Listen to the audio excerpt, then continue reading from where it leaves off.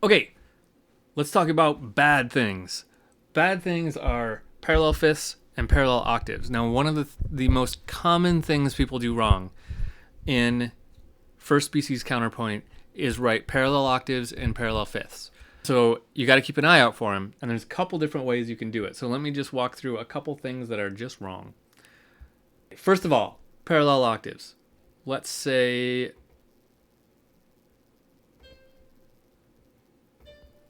our Cantus Firmus says that, and you write this. That's big no-no, because these are octaves, right? There's actually two octaves here, because there's a note in between. There's an octave in between, but remember we reduce it, and we would just call this an octave, and we would call that an octave. So the number we would put here is 8, and the number we would put here is 8, and that's parallel octaves. That's a major no-no. We don't like that. It just sounds very crude to do it. I don't know what it is. It's well, for one, it's a rule of this kind of counterpoint, so that's why we don't do it. But number two is it does have like a really kind of flattening sound. Everything kind of hollows out if you do that. Okay, next thing, let's look at parallel fifths, right? So if the Cantus Firmus was to say that, and you wrote that, so we have an F and a C, that's a fifth, so we'd write a 5 here. And this is a G and a D, so we'd write a 5 here, and we would have parallel octaves. Major no-no. We don't like, parallel fifths. Still, major no-no. We don't like parallel fifths. Now, there's a couple other ways we can create these parallel octaves and fifths.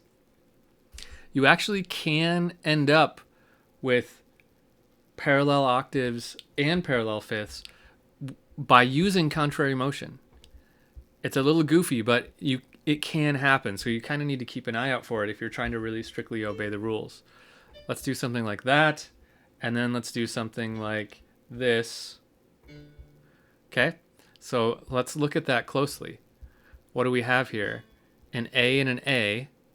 So that would get an 8 here. That's an octave. A D and a D. So that would also get an 8.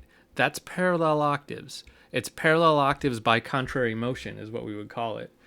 But it's still bad.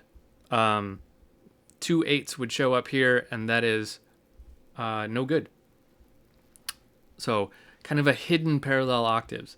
We can do the same thing with fifths in ways that we don't like to do. So let's say we had something like this in the Cantus Firmus, and we harmonized it by going like that. Okay, here we have a D and an A, that's a fifth. Here we have a G and a D, that's a fifth. So we're using contrary motion here because we're going in opposite directions, but we ended up on a parallel fifth. No good, right? We don't like those.